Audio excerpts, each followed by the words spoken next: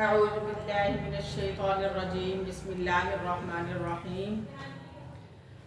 سب سے پہلے تو یہ کہ اکثر لوگ مجھے کمنٹ کرتے ہیں کہ باجی صاحبہ آپ چیئر پہ بیٹھے ہیں۔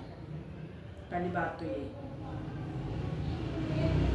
چیئر پہ بیٹھنا بھی میری مجبوری ہے، میں ویسے نہیں بیٹھتی، شوق سے نہیں بیٹھتی چیئر پہ۔ کوئی بھی نہیں ایسے بیٹھتا قرآن پڑھانے کے لیے کہ وہ چیئر پہ بیٹھے گا اگر اس کو کوئی مجبوری نہ ہو تو، ٹھیک ہے۔ تو خیر میں کمنٹ کا جواب تو ان کا نہیں دیتی، تو میں نے کہا تھا کہ کسی دن ویڈیو میں بتا دوں گی۔ اور میں نے ٹیبل ایسا بنوایا ہوا ہے کہ میں اس کو اس حساب سے لے کے بیٹھتی ہوں کہ بچوں کے قرآن نظر نہیں آتی۔ جب بھی بچوں کے پاس بیٹھوں گی تو میں اس طریقے سے بیٹھتی ہوں کہ وہ قرآن جو ہیں وہ نظر نہیں آتے۔ میرا ٹیبل آگے سے کور ہے، پہلی بات تو یہ ہے، ٹھیک ہے۔ تو جو کمنٹ کرتے ہیں وہ بھی دیکھ کے کرتے ہیں نا کہ نہیں یہ طریقہ صحیح کہتے ہیں وہ، لیکن میری مجبوری ہے۔ میں نے اور بھی کئی استاد صاحبہ کو دیکھا ہے کہ وہ چیئر پہ بیٹھتے ہیں، جو مجبوری سے، نماز بھی تو پڑھتے ہیں ہم مسجد میں جا کے، مجبوری ہے نا کہ جو نیچے نہیں بیٹھ سکتے وہ نماز پڑھتے ہیں بیٹھ کے، چیئر پہ بیٹھتے ہیں، اپنی فولڈنگ چیئر لے جاتے ہیں۔ بلکہ اب تو ہر جگہ انتظام ہے، تراویح پڑھنے کے لیے کل گئے ہیں وہاں بھی چیئرز پڑھی تھی ہم نے، چیئر پہ بیٹھ کے ہی پڑھی ہیں، 3-4 عورتیں تھیں ہم، تو مجبوری کے لیے تو پھر بیٹھنا پڑتا ہے نا ایسے۔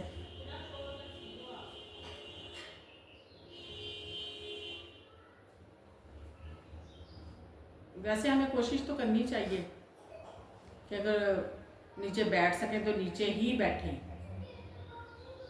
باقی اگر ہم احتراماً یہ کریں کہ اس کو اتنا اونچا رکھ دیں، پڑھیں نہیں، کچھ نہیں کریں، ہم اس پہ عمل نہیں کریں، باقی یہ ہے کہ ہم نے باقی باتوں پہ عمل کر لینا جو نہیں کرنے والا، کہ اگر ہم یہ سمجھ لیں کہ ہم نہیں پڑھا سکتے، ہم چیئر پہ بیٹھے ہیں تو ہم پڑھائیں ہی نہیں، تو وہ کتنا بڑا نقصان ہے ہمارا، ہے کہ نہیں؟ وہ زیادہ نقصان ہے، بجائے اس کے کہ ہم نے اپنا انتظام ایسے کیا ہوا ہے بیٹھنے کا کہ قرآن ہم نے کور کیے ہوتے ہیں، آگے اس ٹیبل کو کور کیا ہوا ہے ایسے کہ قرآن نظر نہیں ہے، ہم اس طریقے سے بیٹھ جاتے ہیں۔ نہ کہ ہم چھوڑ دیں پڑھانا اس بات پہ کہ ہمیں تو یہ مسئلہ ہے، ہم بیٹھ نہیں سکتے ہیں نیچے، تو نماز بھی ہم ایسے پڑھتے ہیں کہ ہم چیئر پہ بیٹھ کے پڑھتے ہیں، کسی حالت پہ نماز جو ہے وہ ہماری معاف نہیں ہے۔ تو قرآن بھی اگر استاد نہیں پڑھائیں گے تو کیسے کام چلے گا؟ پھر مجبوریاں ساتھ ساتھ ہیں، ساتھ ساتھ کام چلتے ہیں سارے دنیا کے بھی۔ تو اللہ تعالیٰ ہم سب کو رمضان کی برکت سے، رمضان کا مہینہ ہے تو بیماریوں سے، مشکلات سے اللہ تعالیٰ ہمیں محفوظ رکھے، سب کو صحت والی زندگی دے تاکہ ہم سارے سے اچھے کام کر سکیں، اور اللہ تعالیٰ ہم جو بھی ہم کام کریں ہمارے سارے کاموں کو قبول کر لے۔ ہمارا پڑھنا پڑھانا، آپ کا یہاں آنا بیٹھنا اٹھنا، آپ کے والدین کی محنت، میرا پڑھانا، جو میرے سے کوئی غلطی ہو جائے اللہ تعالیٰ مجھے وہ معاف کر دے۔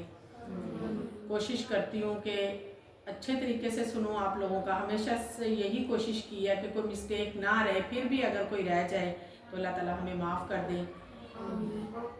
تو آپ لوگوں کو اللہ تعالیٰ اس پہ عمل کرنے کی توفیق دے، تو با عمل حافظ بنائے، ہمیں عالم بنائے آپ کو۔